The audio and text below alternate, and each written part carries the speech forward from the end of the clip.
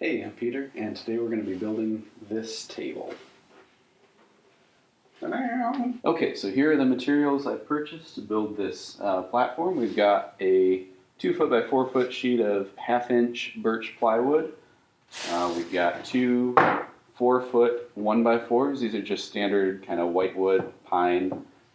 Make sure you sort through and find the ones that have the least warping to them, because there's some really ugly wood available at home centers. We've got hardware for the legs, along with 1, 2, 3, 4 of these legs. Are basically like 1.5 inch dowels, 8 inches long with a threaded end already on it. Right? And this is hardware B from Waddell. That means that the plate's angled slightly, so the legs will splay out a little bit. Hardware A is flat. And the last thing, my own personal secret sauce for cleaning up edges, is this white PVC lattice. There are a couple other materials or supplies you may need to put this together if you want to build it yourself.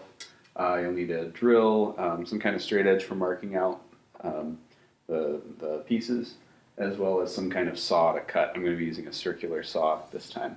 I'm also going to be using this drywall square because it makes it really easy. Just set it to 12 inches here on the edge. You can see that.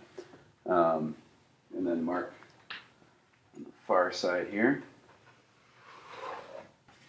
Then I will also be using this cutting guide, which I just got and reviewed in another video. Link in the description if you want to see more about that. And this has to be set the proper distance. The saw will cut to this line, but the guide is over here. So I just need to measure that distance and set this up appropriately. Okay, so I've got my cutting guide clamped onto the workpiece, and it's also I'm using these bar clamps to hold it onto the workbench.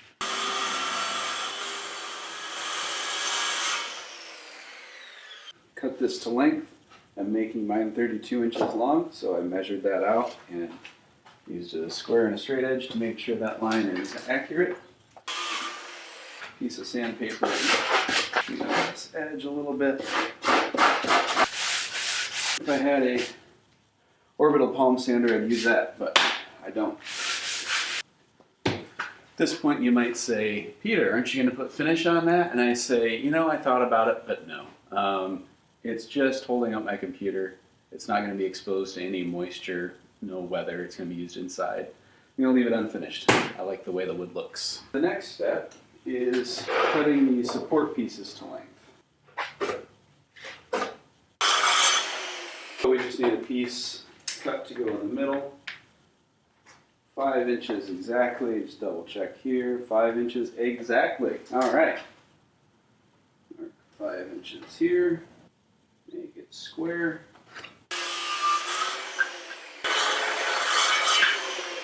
The distance set properly here for the material thickness, and the collar set properly there. And by virtue of the way this jig works, I know that I'm not going to hit my hand or anything if I'm holding the piece on the sides here, so that's what makes it safe, relatively safe to hold the piece that I'm drilling into. The next thing I'll do is get everything squared up to the board.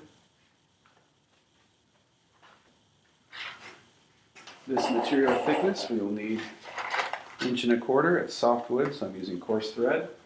We'll just need 4 of those. So now you can see this is one piece, quite strong. I guess I theoretically could flip it over and have a cleaner appearance, but that's really not necessary on the bottom of a low shelf. As the previous segment drew to a close, I was concerned that I may not have the screws needed to affix the frame to the board. By a stroke of gratuitous fortune, I have found the screws I need. These are 1-inch screws, and I'll be using them to attach this frame to that board. First though, I'm going to drill a hole so that I hopefully don't split the wood.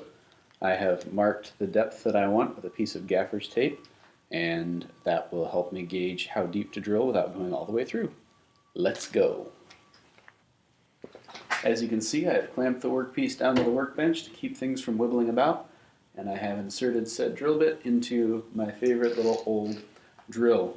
Couldn't I use this one? Yes, I could, but I want to use this one, so I'm going to. Down to where the tape mark is, pull it out. I figure I'll put one in each end here, and then maybe three here, here, and here on each side.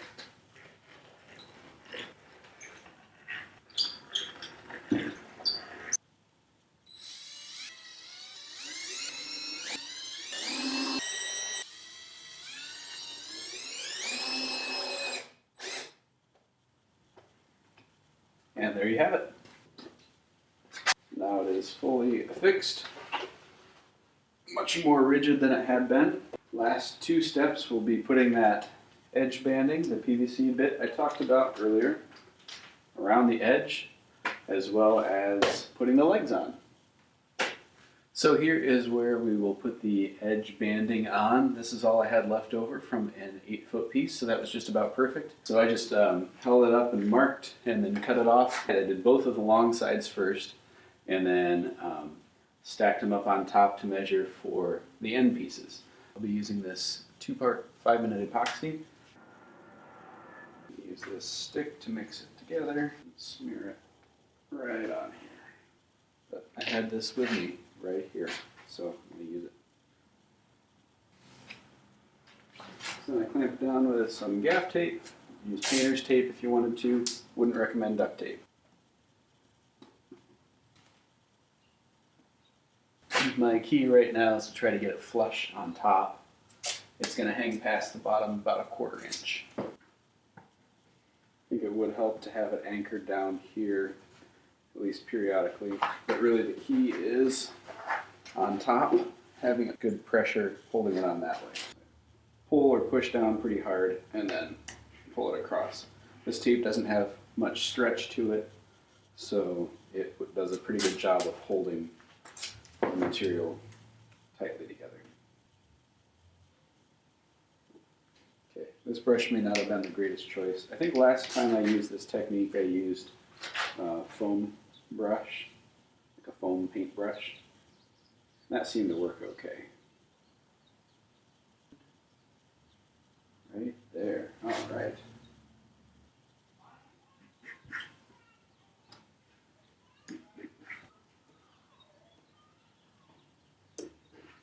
This may be reaching the end of its working life, but I think we've got a little bit left in it, so I am going to use it at least on the back, where it doesn't matter as much if it turns out looking a little funny. Okay. Yeah, that's starting to set up already, but it's going to work okay.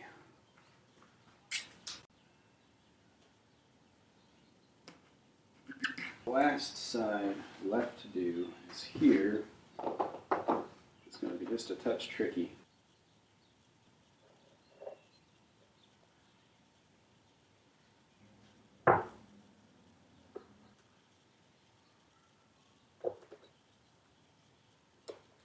All right, now we just wait for it to set. It takes 1 hour to cure. Set time is about 10 minutes. So in a little bit we can come back and get the legs attached, and we'll be all done. And we're back. This has been setting for probably 1.5 hours, 2 hours, so it should be all cured. Now we just peel the tape off.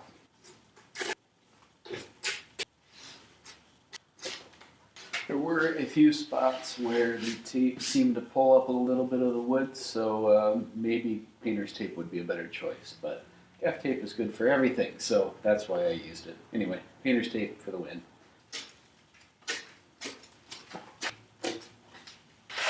And there it is.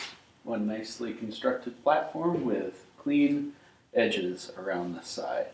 So the PVC I really like because you don't have to paint it. It's white all the way through, so if it does get scratched, the color stays the same. It's pretty easy to work with because it's flexible and it's easy to cut. Downside would be it does dent easily if something hard bumps into it. It's not the strongest or toughest material, but I find that it works pretty well for the edges of shelves. Just to make a quick, easy, clean appearance. I'm just going to sand a little bit, get this cleaned up and smoothed out before we put the legs on. The platform is complete. The last step is to attach the legs on the bottom. So like I said, we've got this hardware here, and these legs which will just screw into that. So as you can see, this has an angle to it so that when the legs are screwed in, they will also angle. I think what I'm going to do, I'd like to set these up. I could put them right in the corner and have them splay out, but I kind of want to do a 45-degree thing. Actually, there are tabs on here to make that easy. So yeah, I'm going to do that. Once again, use this guy to drill down little pilot holes. So I'll attach one of these as a trial to make sure everything's gone well, and then assuming that's good, I'll go ahead and do the other 3. Oh, that's a dead battery. Alright, I'll be right back. And I'm back with a fresh battery. Go ahead and mark out the spots. Pre-drilling, probably not vital on the inside too, but on the outside too, it's really quite close to the edge, so I think that's going to help a lot. Let's give that a go. This whitewood is so soft, I feel like I could almost just push the drill bit down without having to spin it. I kind of can, but it works a lot better when it's spun. Just make sure you're making these lean the right direction toward the outside. Otherwise, your thing's going to come out looking like a baby horse. Let's get these put in. We'll be all done.